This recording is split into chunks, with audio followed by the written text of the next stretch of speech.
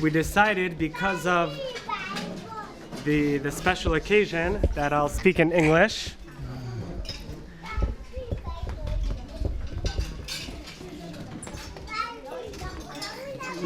Nine days ago,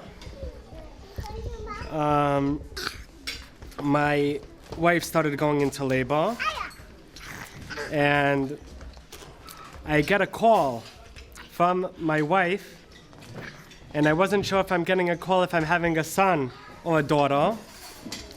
And she tells me, "Dov, did you hear about your grandfather?" I said, "No." And she says, "He passed away." And then she goes to the hospital, and a few hours later I get a call, and I didn't want to call my father because I didn't know how to do it. And then I get a call, "Dov, you have a boy." Immediately I get off the phone, I call my father, and I tell my father, I say, "Hello." He says, "Dov, did you hear what happened?"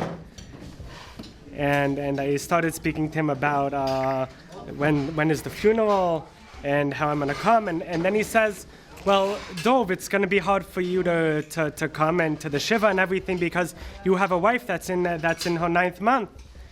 And I said, "Abba, I don't have a wife that's in her 9th month." He said, "What do you mean?" And I said, "Abba, you have a new grandson."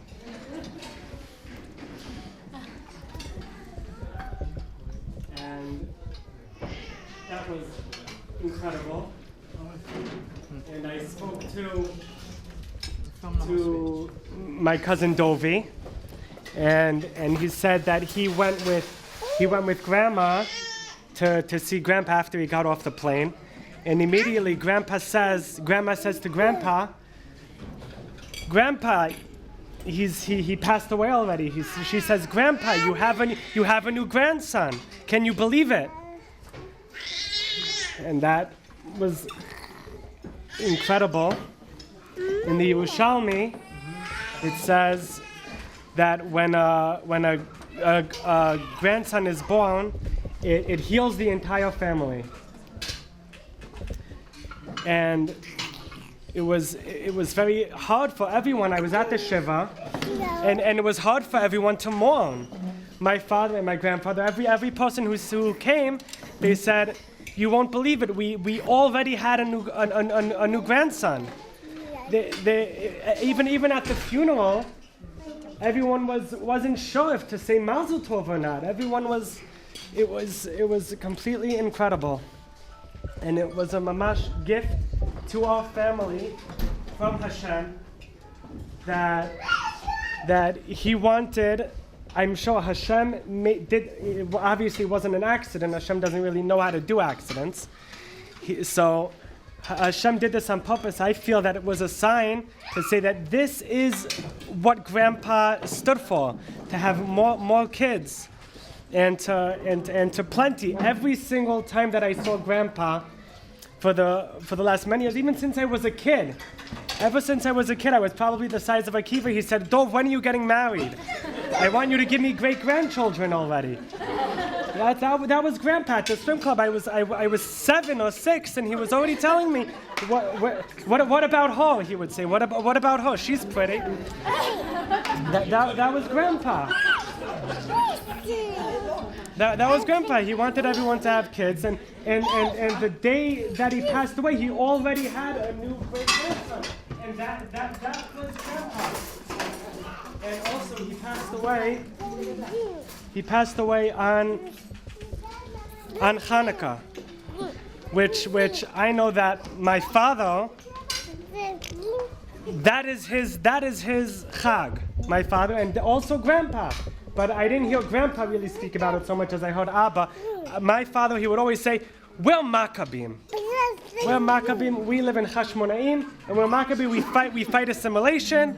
And that was Grandpa. Grandpa, he lived in the States his whole life because he wanted to stop assimilation over there. He says, Israel, of course I could do a lot of it in Israel, but I could do more in the States, and the States needs me more. The Jewish people in the States need me more than the people in Israel. So that's where he was, and he fought his whole life like a Maccabee. like a Cohen, like a Maccabee, for the Jewish people in the States, even though he would have definitely preferred to live in Israel, and he wouldn't have to be surrounded by the people that he didn't want to be surrounded. Anyway, his neighbors, and everyone could have been Jewish.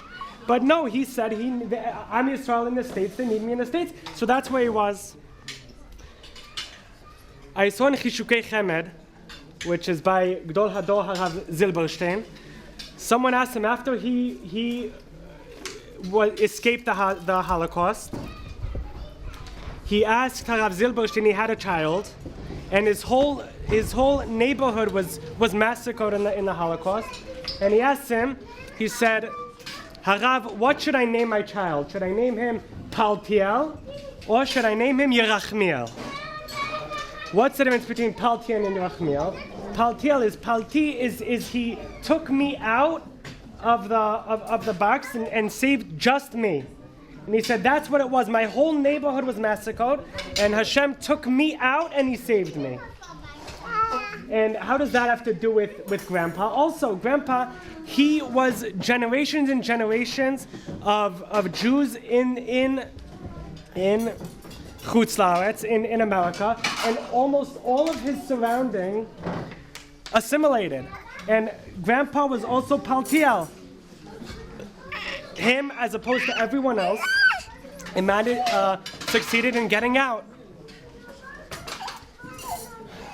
But Harav Zilberstein said, Yerachmiel is a better name, because Yerachmiel is now Am Yisrael has a tzara, and you have to ask for rachamim before you say thank you.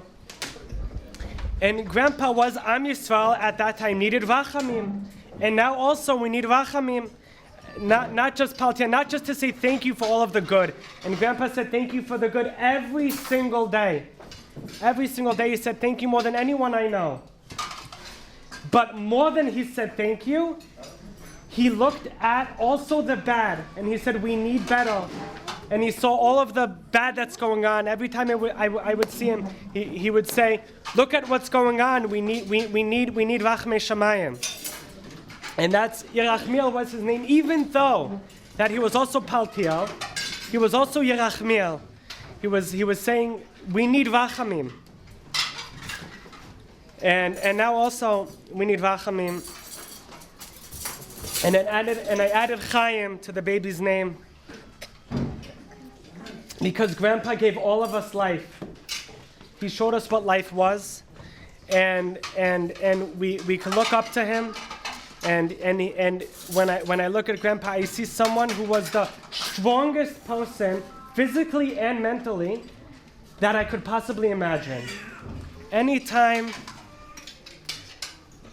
I would see Grandpa, I saw a strong person. Even when he was the sickest that he was, Zev told me that, not this time, but the last time, right? The last time that he saw him, he said, "Grandpa, do you want to go for a walk?" He said, "No, I can't go for a walk."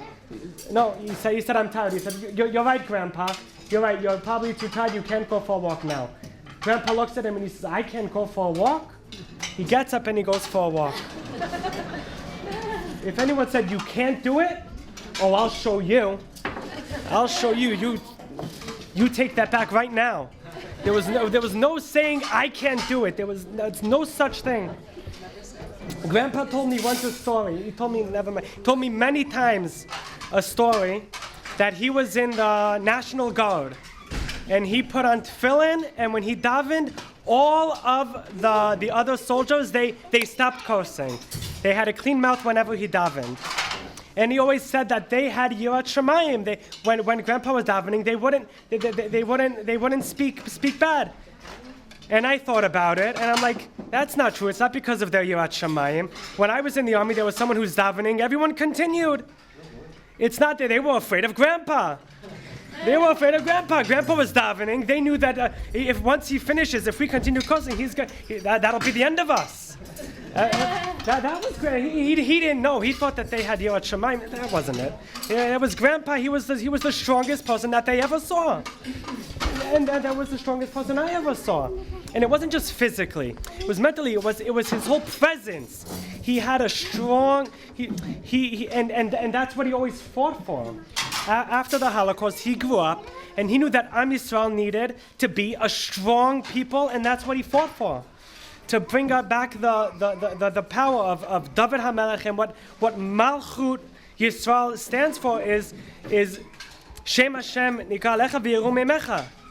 That the Goyim need to see the Jewish people, and they need to be afraid of a Jew, and that's what Grandpa stood for, and that's what he fought for, and that's what he gave us, to be a strong and powerful people. And Baruch Hashem, I hope that everyone will live up to Grandpa and show that Am Yisrael Chai, even when there are bad things going on. Grandpa knew that we can't put our head down, and we have to be proud Jews. And Bezrat Hashem, my baby will be able to grow up to be a Kohen in the Beis HaMikdash, and there will be the Geulah Shlema b'mehera b'yameinu, amen.